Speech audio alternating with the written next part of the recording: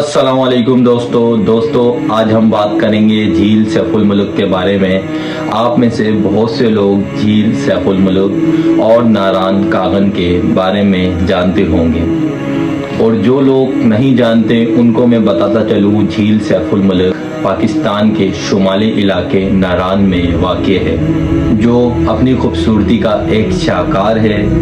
पहाड़ों और बर्फ से घिरी ये झील अपनी खूबसूरती की मिसाल आप है।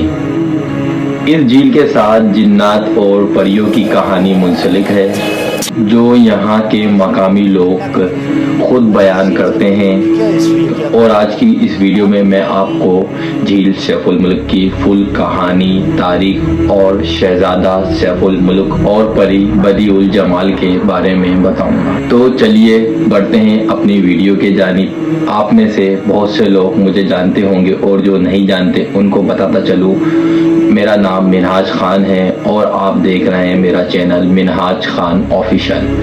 तो आप सबसे गुजारिश है मेरे चैनल को सब्सक्राइब कर दिएगा, ताकि मेरी तमाम आने वाली हिस्टोरिकल वीडियो आप लोग के पास ज़रूर पहुंच जाए।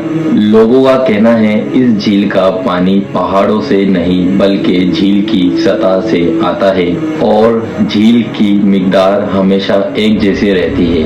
और लोगों से ये भी सुना है इस झील की गहराई का अंदाज़ा आज तक कोई नहीं लगा सका, और जिसने लगाने की कोशिश करी वो झील की तह से वापस नहीं आया। ये झील उस वक्त वजूद में आई जब वादिये कागान का तमाम इलाका बर्फ की बड़ी बड़ी पहाड़ियों से ढका हुआ था, और एक बहुत बड़े बर्फानी टोटे ने टूटकर दरिया के पानी को रोक लिया, जो उस झील के ऐन वक्त से गुजर रहा था। झील के ऐन वक़्त एक मलका पर्वत बर्फानी लिबादा ओढ़े अपनी खूबसूरती और जुगन का नज़ारा करा रही थी। 17,380 फीट बुलंद इस पहाड़ को आज तक कोई नहीं सर कर सका। मकामी लोग इसकी वजह शहजादा सैफुल मुल्क की बद्दुआ बताते हैं। शहजादा सैफुल मुल्क हजरत ईसा अलैहिस्सलाम की पैदाइश से 870 साल पहले मिस्र का एक शहजादा कहा जाता है, और बास लोगों ने यह भी बताया है ये दिल्ली का शहजादा है। और शहजादे सैफुल मुल्क को उसी दौरान मुसलसल 7 रातें परी का दीदार होता रहा, और उसी दौरान शहजादा सैफुल मुल्क उस परी पर फरकता हो गया। और उस ख्वाब का मालूम करने के लिए शहजादा सैफुल मुल्क ने पूरी दुनिया से ख्वाबों की ताबीर बताने वालों को इकट्ठा किया, मगर कोई भी शहजादे की ख्वाब की ताबीर ना कर सका। आखिरकार एक नजूमी जो इल्म नजम का माहिर था, उसने हिसाब किताब करके शहजादे को बताया उसके ख्वाब की ताबीर कुछ इस तरह है। जो परी तुम्हारे ख्वाब में आती है वो कोहे तूर की एक परी है, जो तुम्हारे पैदाइश के वक्त से तुम पर फरकता है। कोहे कैफ जिन्नात और परियों का इलाका बताया जाता है, और जो इंसानों की आँख से ओझल है, और जहां आदमजात कभी नहीं जा सकता। और नजूमे ने शहजादे को बताया कि परी उद जमाल वहीं पर रहती है, जो हर 12 साल बाद इंसानों की दुनिया में आती है, और नारान की एक झील पर 14वीं की रात उस झील में गुसल करती है। अगर तुम्हें उस परी के बारे में जानना है तो शहजादे तुम्हें नारान जाना होगा, और उस झील के किनारे 12 साल एक चिल्ला काटना होगा, तब जाकर तुम्हें उस परी का दीदार हो सकता है। उसके बाद नजूमी ने शहजादे को एक सुलेमानी टोपी दी और कहा, जब 12 साल का चिल्ला काट लो तो تو اس کے بعد تو یہ سلیمانی ٹوپی پہن لینا جب جا کر تم اس پری کو دیکھ سکو گے۔ شہزادے نے اپنے سفر کا آغاز کیا اور ناران کی جانب بڑھ گیا۔ کافی مہینوں کی مسافت کے بعد شہزادہ سیف الملک ناران اس جھیل پر پہنچ گیا اور اس جھیل کے کنارے ایک غار میں شہزادے نے چلا کاٹنا شروع کر دیا۔ بالآخر شہزادے کی انتھک محنت کے بعد 12 سال بعد اس کو پریوں کی پرکھنے کی آواز سنائی دی، جس سے وہ خوش ہو گیا۔ اور جب وہ غار سے باہر نکلا اور اس نے دیکھا تو کافی تعداد میں پریاں جھیل میں اتر رہی تھیں۔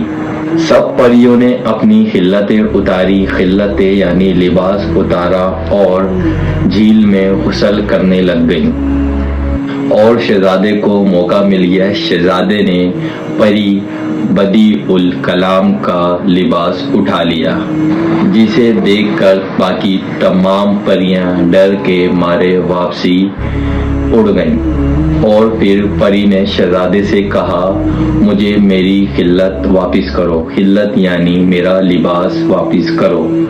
تو شہزادے نے اس کے سامنے شرط رکھ دی، میں تمہیں ایک شرط پر تمہارا خلت واپس کروں گا جب تم مجھ سے شادی کرو گی۔ تو اس کے بعد پری نے صاف انکار کر دیا اور کہا کہ میں تم سے شادی نہیں کر سکتی۔ جب شہزادے نے اس کو اپنی پوری کہانی سنائی، اپنے بارے میں بتایا کہ میں شہزادہ سیف الملک ہوں اور 12 سال سے تمہارا ادھر ویٹ کر رہا ہوں، یعنی انتظار کر رہا ہوں۔ شہزادے کی تمام بات سن کر آخرکار پری بھی شہزادے کے عشق میں مبتلا ہو گئی۔ دوستو پھر کیا ہوا؟ دوستو یہاں سے کہانی کا دوسرا اور اہم حصہ اسٹارٹ یعنی شروع ہوتا ہے۔ جھیل سیف الملک کے ساتھ ایک اونچا پہاڑ ہے، جس کا ذکر میں ویڈیو کی شروع میں بھی کر چکا ہوں۔ ملیکا پروت نامی پہاڑ، جس کو آج تک کوئی سر نہ کر سکا، اور میں نے ویڈیو کے شروع میں آپ کو بتایا بھی ہے، اس پہاڑ کو سر نہ کرنے کی وجہ شہزادہ سیف الملک کی بد دعا ہے، اور کہا جاتا ہے اس پہاڑ کے سر پر جناتوں کا بسیرا ہے۔ اس وقت اس پہاڑ میں ایک دیو رہتا تھا جس کا نام سفید دیو تھا، اور وہ بھی پری پہ عاشق تھا۔ جب اس کو پتہ لگا کہ ایک شہزادہ آیا ہے اور وہ پری کو لے کر جا رہا ہے، تو یہ سن کر وہ غصے سے آگ بگولا ہو گیا، اور وہ شہزادے کو مارنے کے لیے جھیل پر آ گیا۔ ادھر پری نے شہزادے کو ساری صورت حال کا بتایا، اور دونوں جان بچانے کے لیے ناران کی طرف بھاگ گئے۔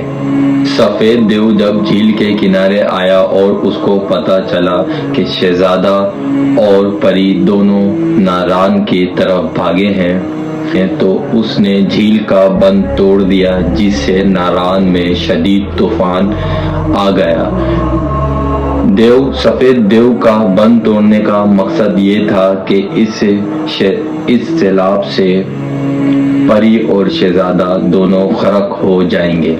پری اور شہزادے نے سیلاب کو اپنے پاس آتا دیکھ کر ایک بڑی سی غار میں پناہ لے لی، اور وہ غار آج بھی ناران میں موجود ہے، اور وہاں کے کچھ پرانے مقامی لوگوں کا کہنا ہے کہ اس غار میں چھپنے کی وجہ سے پری اور شہزادہ بچ گئے تھے، جو سیلاب ختم ہونے کے بعد واپس اپنے شہر یعنی مصر چلے گئے تھے۔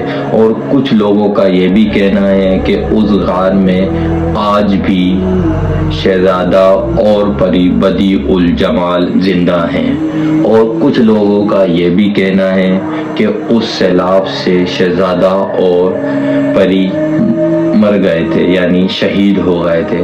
دوستو بہت سی یہ کہانیاں ہیں لیکن سچ کیا ہے اللہ جانتا ہے، لیکن یہاں کے مقامی لوگوں کا یہی کہنا ہے جو اپنی داستان ہر نیوز چینل کو بتاتے ہیں۔